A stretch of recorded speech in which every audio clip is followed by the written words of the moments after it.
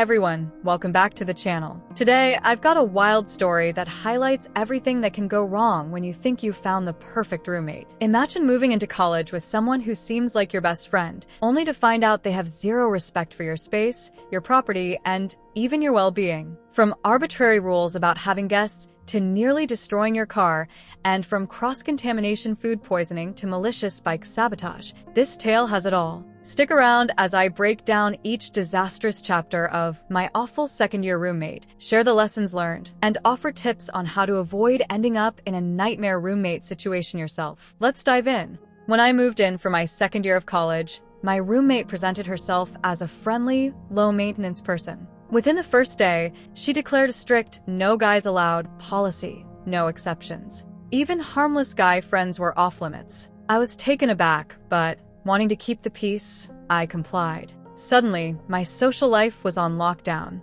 My friends and I slipped around her rule, but it tainted the trust one had in our living arrangement. The first red flag should have been when she prioritized controlling my social circle over being a good roommate. Establishing unreasonable rules without discussion is a major roommate red flag. If someone tries to monopolize control of shared space or dictate your personal life, take it seriously. Your living situation could quickly become toxic if you don't address these boundary issues early. Just a month into the semester, I discovered a huge dent in my parked car. My roommate sheepishly admitted she hid it in the parking lot and promised to handle the insurance. When I followed up, she refused to file a claim, claiming she didn't understand deductibles. Frustrated, I offered to sort it out together, but she vanished whenever the topic came up. Eventually, I had to pay out of pocket to fix the dent, rationing my limited college budget. This episode taught me the importance of clear accountability. When you live with someone, any damage to your property, even accidental, needs to be resolved transparently, with either split costs or full responsibility taken. Don't let someone weasel out of fixing what they break. Protect yourself by documenting incidents and insisting on written agreements. By quarter two, she upped the ante. She went on a grocery shopping spree, mostly meats, and demanded I split the bill. The kicker? I'm vegetarian and wouldn't eat any of it. I tried to explain dietary restrictions, but she argued that we live together, so we share costs. When I refused to pay, tensions skyrocketed. She started using my toiletries and raiding my snacks, citing shared space. Never let a roommate assume your food or funds as collateral. If you share grocery costs, agree on a list that suits everyone's diets. Use separate storage containers, label your items, and maintain a clear budget sheet. If someone tries to foist unwanted expenses on you, you have the right to say no and enforce personal boundaries. A few weeks later, I fell violently ill with food poisoning.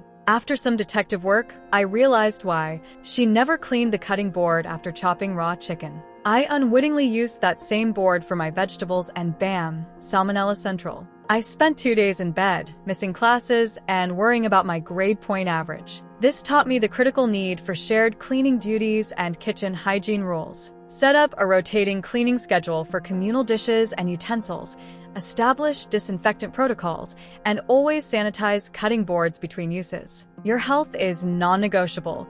Don't let a negligent roommate risk it. The final straw came when her boyfriend let slip that he'd originally asked me out first, but I was underage at the time. That revelation blew up into a huge argument. I decided to move out for my sanity. After I left, I discovered she'd cut the brake lines on my bike and tampered with the chain. This was beyond negligence. It was malicious sabotage. If your safety is at risk, if personal belongings are vandalized or you feel threatened, move out immediately and involve campus authorities or the police. Malicious behavior isn't something you can talk through, it's a crime. Trust your instincts. If someone escalates from rude to dangerous, prioritize your protection above all else. Living with an awful roommate can be a trial by fire, but each challenge teaches invaluable lessons. Enforce boundaries, document agreements, maintain shared cleaning schedules, and know when to walk away for your safety. Whether you're heading into your first year of college or moving in with a friend, use these stories as cautionary tales. Communicate openly, set clear house rules, and don't ignore red flags.